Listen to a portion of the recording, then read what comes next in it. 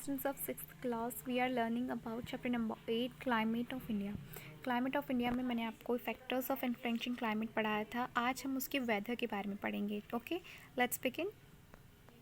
Changing seasons, ये हमारा let's find out का एरिया है. चेंजिंग सीजन्स में आपको ये क्या नोटिस कर रहे हो आप? सर एक सनराइज़ दिखा रहा है, यहाँ पर कड़ी धूप है, यहाँ रेनी सीज़न है और यहाँ विंटर सीज़न है. ये भी विंटर सीज़न है, सॉरी ये विंटर सीज़न है. यहाँ समर है, ये मानसून है और ये rainy. Many places on earth experience 4 different seasons as shown in the figure. सबसे अजीब बात यह है कि हमारे अर्थ जैसे एक है, अर्थ के लोकेशंस में अलग अलग मौसम, मतलब एक ही टाइम पे हर जगह अलग अलग मौसम होता है.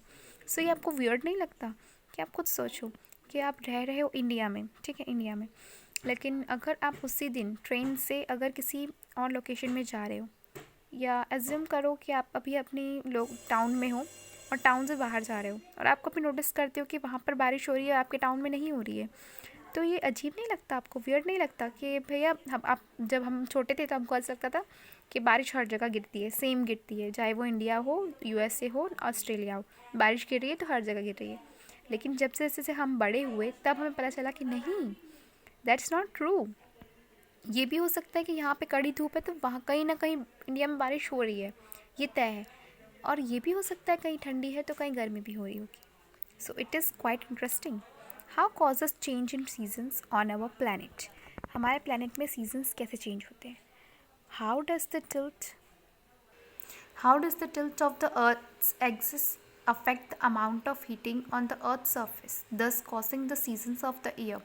कैसे हमारा जो अर्थ जो तिरछा है, टिल्ट है, जैसे ग्लोब आपको मैंने दिखाया था, तो वो टिल्ट है, तो वो कैसे अमाउंट ऑफ हीटिंग और सीजन्स चेंज करता है. तो इसको जानने के लिए हमें सबसे पहले पता होना चाहिए एग्जैक्ट लोकेशन. तो लोकेशन कैसे पता चलेगी हमें? मैप के थ्रू. तो यहाँ आपको सीजन्स को डिस्क्राइब करने से पहले मैं आपको लोकेशन समझा रही हूँ कि लोकेशंस, लॉन्गिट्यूड, लैटिट्यूड किस एरा में बांटा गया है, किस कैटेगरी में. तो to understand that part you have to understand this one. यहाँ पर आपको दिख रहा है लोकेशन वाइज जैसे भी बटे हुए हैं. ये जो लाइंस दिख रही है, जो लेटी हुई लाइन्स है वो लैटिट्यूड्स है, और जो खड़ी लाइन्स है उनको बोलते हैं लॉन्गिट्यूड्स. ओके, सो कैसे ये और अपना इंडिया को कवर कर रही है ये आपको नज़र आ रहा है. यहाँ पर आपको अपना मध्य प्रदेश भी दिख रहा होगा. So here we are with location. Location आपको मैंने बताया, India is in this northern hemisphere. India कहाँ है? नॉर्थन हेमिस्फीयर में. जब आप ग्लोब उठाओगे तो आपको दिखेगा जिस साइड टिल्ट है, ऐसे टिल्ट है हमारा अर्थ, ऊपर के इधर साइड में हमारा इंडिया है, जो कि है एक्सटेंडेड बिटवीन 8 डिग्री 4 नॉर्थ और 37 डिग्री नॉर्थ लैटिट्यूड. ये लैटिट्यूड और लॉन्गिट्यूड की वो लोकेशन है जहाँ पर इंडिया डिवाइड है. The tropic of Cancer divides the country into 2 halves. You know that कि कंट्री के बीच से गुजरती है ट्रॉपिक ऑफ कैंसर, तो ये 2 भाग में हमारे इंडिया को बांटती है. माउंटेन, प्लेट्यूज, प्लेन रीजन सब इंडिया के अलग अलग जियोग्राफिकल यूनिट्स हैं. यहाँ पर हम इंडियन ओशन के बारे में जान लेते हैं कि इंडियन ओशन का शेप भी विंड ब्लोइंग के कारण, ओशन के कारण चेंज होता रहता है. India has 4 distinct regions. Winter जो दिसंबर से फरवरी आता है, समर जो मार्च टू मई आता है, मानसून जून टू सितंबर, ऑटम अक्टूबर टू नवंबर. अभी आपको पता है जनवरी चल रहा है, it means we are in the phase of winter. Winter cold weather कैसे आता है? This season is generally experienced in the northern plains that are in the interior of the subcontinent, but the coastal parts of southern India have harm equable climate. The temperature decreases from the south to north. जो हमारा seasons का जो हम experience करते हैं northern side वाले, northern side कौन सी है स्टूडेंट्स? नॉर्दर्न साइड वो है जो हमारे मध्य प्रदेश के ऊपर साइड से, वो नॉर्दर्न है, और नीचे जो है हम क्या है, मिडिल में है, हमारे नीचे है साउदर्न, ऊपर है नॉर्दर्न.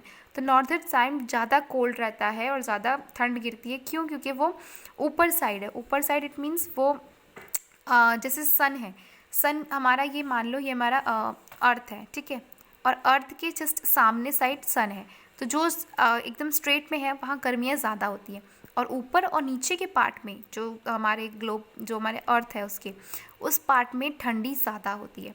तो बिकॉज ऑफ हमारा अर्थ कहाँ है, हमारा इंडिया कहाँ है, ऊपर साइड है, थोड़ा सा ऊपर है, और जो मिडिल फेज़ है, मतलब साउथ का एरा है और मिडिल का पार्ट है, वहाँ पर सन की रेस बहुत अच्छे से आती है, लेकिन अपर पार्ट पे नहीं आती है क्योंकि वो ऊपर साइड है.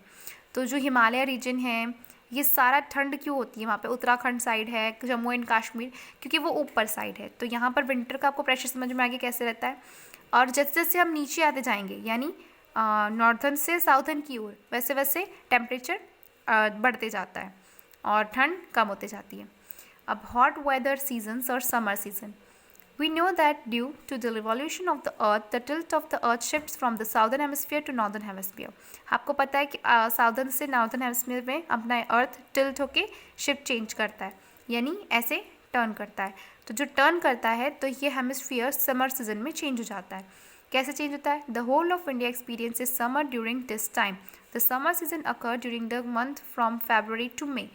जब अर्थ ऐसे रोटेट होता है तो जब सन के एकदम सीधी किरणें जब अर्थ पे गिरती है तो हमें सीज़न समर का रियलाइज़ होता है। Hot dry and dust laden wind also known as loo. जो लू है वो ज़्यादातर आपको दिल्ली, वेस्टर्न ऑफ यूपी और हरियाणा यहाँ पे आपको लगेगी। Renly season.